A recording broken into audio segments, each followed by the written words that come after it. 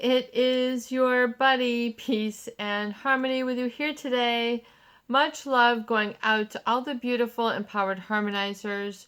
We are zooming in and focusing in a little bit more in depth on basically to describe what is happening when a narcissist sort of has hurt feelings, or what you might consider narcissistic injury.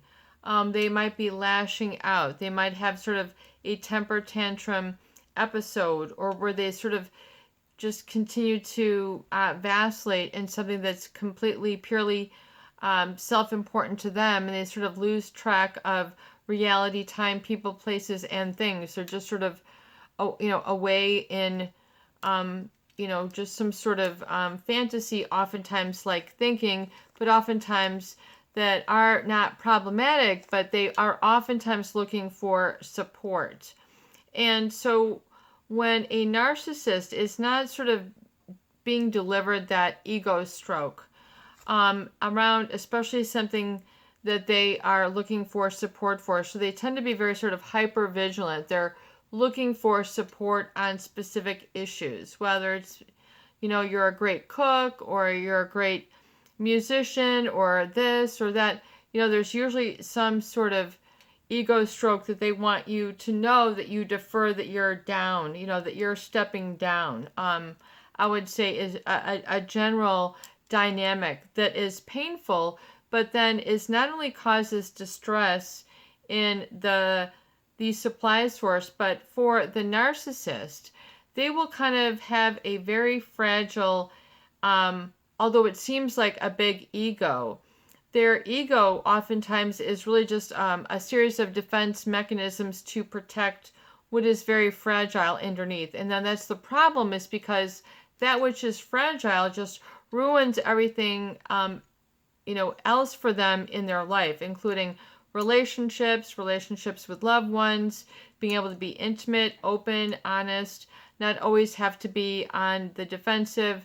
And so they're always looking to kick the can on down the road. And who is going to be the bad guy, the bad girl? There's usually always going to be a scapegoat or a target, a one fall guy or fall girl who's going to take, all the blame for everything. And then everybody else is just like watching their hands. It's a real responsibility problem when you talk about the narcissist. The problem with the narcissist is they just don't take enough responsibility for things that they should, be responsible for. And usually then the supply ends up picking up the slack and is trying to be responsible for certain things about them, really oftentimes to keep them intact or protected. But usually then, it's about keeping the fragile narcissist ego intact. In other words, propping up their fantasy, their illusion, their grandiosity, their fairy tale. And if you're, not sort of there, you're more in reality, then you might elicit just sort of this rage. You might be sort of, the narcissist will be hyper vigilant. They'll be looking for clues and targets that they are ready to pounce on. They're very defensive, really, when they have, something at stake. They're always on the defense. They're looking for something that could be off, so that they're always on guard.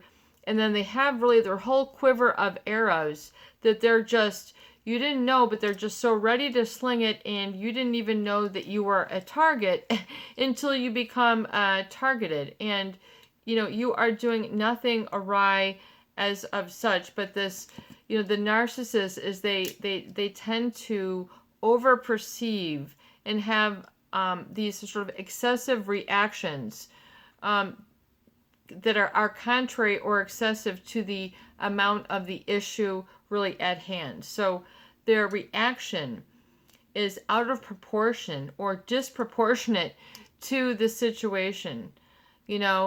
Like, you did what with, the cake, or you did what with this, or, where, this, all this sort of questions that have just sort of the you are, ineffective, you are not enough, you are inadequate So it's these rhetorical questions. So you don't get a chance to have a discussion. So this is really the narcissist ego injury. When they have had experienced narcissistic injury, that usually means that there is something very fragile that narcissist has about them that they are always on guard and protective of. So you're made a villain even if you don't have any villain about you or villainous about you. They're looking and they need a target. They need one for the plot. They need one for the story. They need one for the LP, the record, the LP, the MP3, the digital, whatever. They need, it is a need, especially they will create one. In order to, just like we go back to this scenario, if you're a builder in New York and you want to be the biggest, baddest guy around, well, if you just build, find the level, and then you build, a really big, tall, skyscraper around everything else, well, then you instantly dominate. So unfortunately, that's what the narcissist is. They're looking for this instant domination. They're looking to take everyone else in, under, and behind. So, and if not, if you don't concede or comply, then this oftentimes is perceived as a narcissistic injury. So it appears as if you've hurt them or aggressed them and you've done nothing of the such. Just all of a sudden there's something explosive. There's just something where this person freaks out, or you might be in a romantic relationship and you think everything is on track, and then they go, what? I can't, this, and then they will just say how silly it is to be in a relationship, that, there's all these other things that, need to happen in relationship, so in other words, you're wanting commitment or being real and authentic is viewed as a threat, that, the narcissist has a very fragile ego, contrary to how they might come across. The arrogance, the swagger, the typical, what you might consider, the person with the big ego, or, the covert narcissist, which is really all about that, but it's, they won't give a peep, as to their whereabouts. They're very aloof, and, there is sort of this withholding or withdraw tactic, which basically, says, you're not worth doing this, that, and the other thing. So it's a way to keep the asymmetry and keep a power control dynamic where they're going to show you who's not so good. It's the way that the narcissist will work their dynamic to empower their and just sort of fuel their perspective. So they're really sort of counting on these sort of dynamics, which will oftentimes put people at the target or scope for being criticized, and for being belittled, or for being very, dismissive, or really marginalizing or minimalizing your concerns. In other words, zip it and, slip it, or whatever it is, do a tight lip, turn the key, throw it away. You're not supposed to speak about anything. But, guess what? That's really not how the human organism really works. You have something called emotion, which is your energy in motion, and you have an etheric body, men included. So it's like, a lot of men who think, oh, they're not supposed to have feelings. Well, they're definitely more results oriented, and they do have a different outlook and different strengths, but they do have emotions. So, regardless about that, but oftentimes you will find yourself the target of anger, hostility, scorn, and resentment, along with a lot of other sort of very unsavory negative emotions at the hands of a narcissist who is experiencing a narcissistic injury. In other words, they're challenged. They are not up to their strength. This is not how they want to appear to be. So, and if this is not about them and they lack empathy, then they're not really an energetic match to oftentimes that level of communication. So there is something called a narcissistic injury, where they are then triggered on their level of sensitivity, which you have not created, you have not put there. You're not a button pusher. This is just, they're an ongoing, you know, they are kind of like a device with a lot of buttons that they really are very much button push or button push-y people. They're oftentimes can be very dramatic and erratic.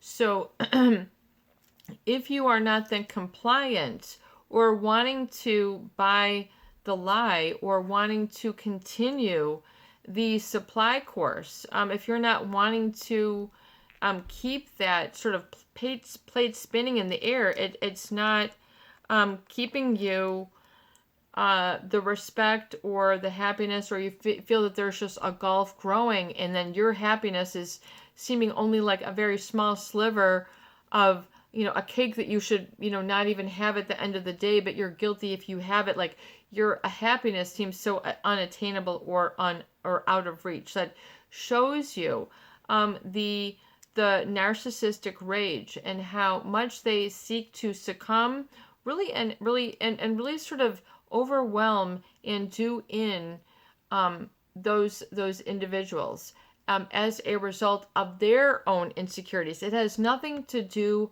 with the target, the supply. The supply is not out there fishing and then catching it on the narcissist. The narcissist really is one who is, they are very hyper vigilant, oftentimes scanning the environment for clues or things that could be off so that they can defend themselves and then take their ground. So, they're oftentimes, they don't seem to be very present.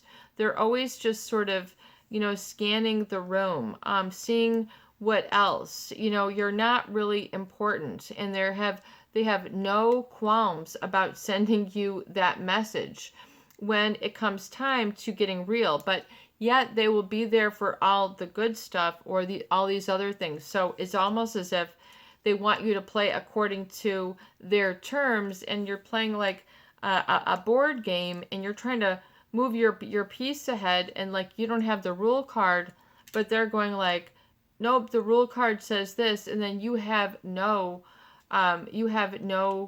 recourse, you have no comeback, there's no open door, there is no back and forth. So it's just really an unfortunate cycle where the narcissist will perpetuate, and oftentimes that is triggered by their narcissistic rage and their narcissistic injury, which is usually around, they have an insecurity that they're always trying to protect, but they're trying to feed.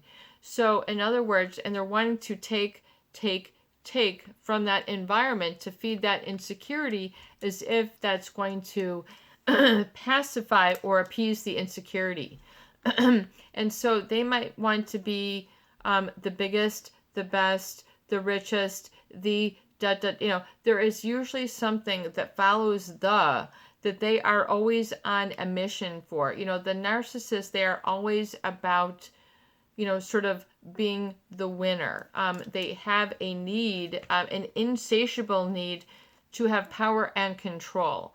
So this is not very fair, as you can imagine, with other people in the environment. So it's other people who end up getting the emotional hurt. And so when we talk about hurt and injury, it's almost as if you were on a sports team and you got an injury.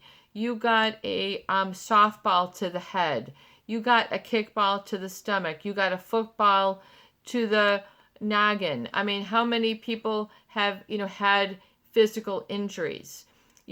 Emotional, where then, you've torn your tissue, you've hurt your bones, maybe you broke a bone, maybe it's very tender. So you can imagine it's like, ow, ow, ow. And then you have to nurse it and get it back into the healing mode. Well, the emotional body is very much the same way. It is your feeling body. It's your energy in motion. So if you kind of think how vital your energy is, you kind of think, well, your emotions and your feeling and your thoughts and your emotions and behaviors, it's pretty important for you. And to know how important, being able to pick up and know this of yourself. And then when these are being violated, or when they are being depleted from you, in other words, when are they being squandered, or when are you being made small to be allowed to make another look big? So it's usually going to be when you think everything is this, and then they just kind of go, they're trying to just snuff you out. Just like, when you saw a candlestick, they're just trying to bop, they're just trying to put you out. A lot of viewers might say they just try to shut me down. It sounds very painful, doesn't it? If someone's trying to shut you down, that does not sound like healthy, mature relationship behavior. That does not sound like that should be tolerated. That is not proper. That is not appropriate. So the emotional body can get injured, just the way it can, just like we're talking about a physical injury. There's areas that literally, get hurt, torn, or, it's really on the internal, the neurochemical, all the other, especially in the nervous system that goes on to create that. So you have to really, sort of give it some pushback.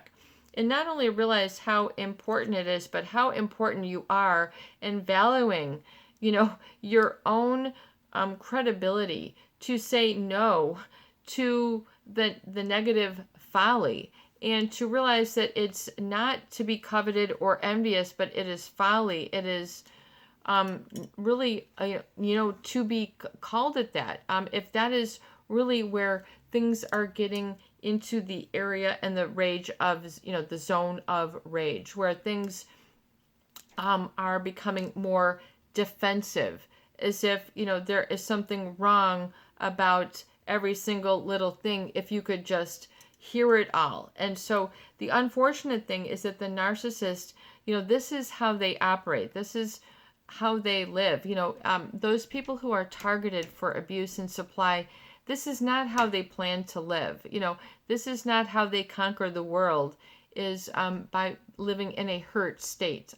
This is not your natural human drive to suffer this sort of treatment, and not have a fair, due process of communication. In order for it to be short-sighted, a lot of corners crossed. Yeah, I'll get to this later. Things that just don't get handled. I mean, this is what you call unresolved, feelings. This is unresolved issues. This is what will hurt and really distract and really cause a lot of destruction for other people. The problem, though, with the narcissist is that their insecurity oftentimes is an ongoing, that they feed, and then people will enable that. They'll feed the fire of their insecurity by, complying with their demands. And so letting their insecurity rule the roost. Oftentimes that is known as, being domineering, being egocentric, being arrogant, being pushy, big hat, no cattle. They think they're all this in a bag of chips, and it really ain't all that, and so when you really look at certain things, there is no comparison. There is no excuse for people to feel that they are the cause of narcissistic injury. That is the part, that's a huge issue with the narcissist. I think a lot of viewers ask that. And, what does that insecurity create? Well, it creates unspoken envy and jealousy, but more often it creates a lot of emotional volatility and instability in those people. And they oftentimes will subject others to very uncomfortable relationship situations because of this. Violating boundaries and standards, saying things that are spiteful or hurtful, and demanding of special treatment all the time, as if they are the most special and no one else, can be sort of thing. And it gets to be very much a very, I would say, a very toxic pattern for many people who have been the supply source, or who have, wanted others. I would say people with empathy, they want others as an addition to their lives. Really just generally that's what it is. But the narcissist isn't always looking for people to add to their lives. They're cherry picking. They're wanting to pick people who can get them to be compliant with their illusion or their fantasy or their grandiosity that they feel that they're entitled to. And if not, well, you're the chopped liver. Do you see? And so they will create this division, and it creates, so it's a very, very different relationship, in a very different dynamic. And unfortunately, many people, I would say, get taken for a ride. Many people get misled. Many people get strung along. Many people give a lot of good time and want to add people to their life. But the narcissist, oftentimes, part of, I would say, of that personality type is they only feel that they, quote unquote, need to associate with specific types and, types of people who they feed that, who they feel will meet their, quote unquote, needs to get ahead. In other words, they want to schmooze. These are the people who want to schmooze. The people who want to elbow this. They want to, network. These are the people who want to use others as stepping stones. And then, oh, you've been great and thank you very much. I mean, it's very, very superficial. It's very, very oftentimes instrumental. It's very materialistic oftentimes. It's very superficial because that's what that is. But when it comes down to the blood, sweat, and tears, the narcissist, I feel that they really don't have an ability to share that with you. They always want to separate. They always want to divide. They usually feel that they don't have to do all that, or they are above that, yet that they really aren't, when you come down to just being a person. So there is a real inequality or asymmetry that you will feel in a relationship with this type of person if you're trying to put a pinpoint on it, or why does it feel. And usually, they those that rage, if people then become fearful of communicating then with a narcissist. They become uncomfortable. It, air quotes, shuts people down. And so they go, oh, well, I better just be a docile, or I better just be a dog with my tail behind my, legs, and I just better just put up and shut up because this is the best thing in town, or whatever it is that people talk themselves into staying and being, being treated this way. And it's very, very, it's a very, very difficult thing. And so you have to really look at what is self-respect. You might say peace and harmony. A lot of viewers, I don't know if I have that. I don't know if I've ever felt that. I don't know if I've never felt not hurt. So, well, then you have to make that as a goal. It's not going to happen overnight, slip of a fingers, wiggle of a this, and it's all of a sudden, it's going to be, presto, magic. But it can be that when you kind of begin to have all this sort of saturate in and understand what self-respect looks, feels like, and exists like on a balanced, pragmatic, and realistic, sort of not ego-based, but just I am based, which is based in a lot more than just the ego, which is really where your utter strength will come from. But oftentimes that strength cannot coexist when someone is being abusive and you're just being like, you've got like a stun gun that you don't quite know how to, deal with. So you've got to get the stun gun out and say, yeah, no, that stun gun does not belong.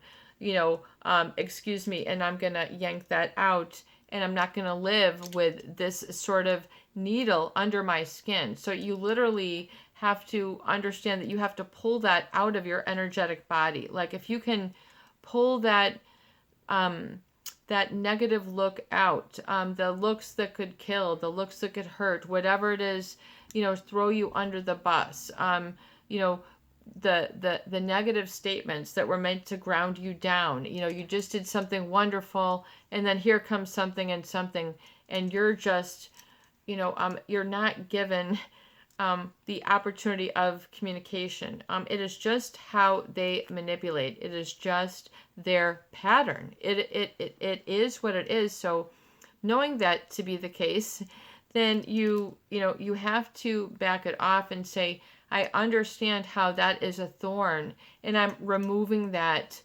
from my energy now. I'm removing that from my energetic body now. That does not have any place in my energy field at all. I mean, and so you really have to be able to sift through that and sort through that, and to be able to sort it out and say, no, that is not okay. Even if it's okay for somebody else. Oh, it might be perfectly great if you guys want to, throw furniture around and break lamps or whatever it is that they do, food fights, I don't know, whatever they're doing in the garage, the attic. If that's how they want to live, it's okay for you to say, no, thank you. It doesn't mean that you're less than, but what does that mean for you? It means for you acknowledging and validating, that you're not an energetic match to that. So your self-actualization means something different. It's something more transcendent. It is something beyond that, that isn't caught up in those things or those snags or that cycle or that pattern. And that's perfectly amazing. In fact, that's where your abundance, that's where your joy, and that's where you'll be able to really have some amazing things, come to be in your life. Things that you didn't think would come together, that come together. Things that you allow, joy that you allow will come to you. One moment here. I've got my 7-Up. I am sorry. It's getting a little dry. And we were talking about that also before we wrap up. So yeah, there's just so much to this. So we'll pick it up on other videos. This is your buddy, Peace and Harmony, with you here today, and I hope that these videos do help. Please share, please subscribe. For goodness sake, please donate for more great tools, videos, discussions, and support. Have a beautiful day.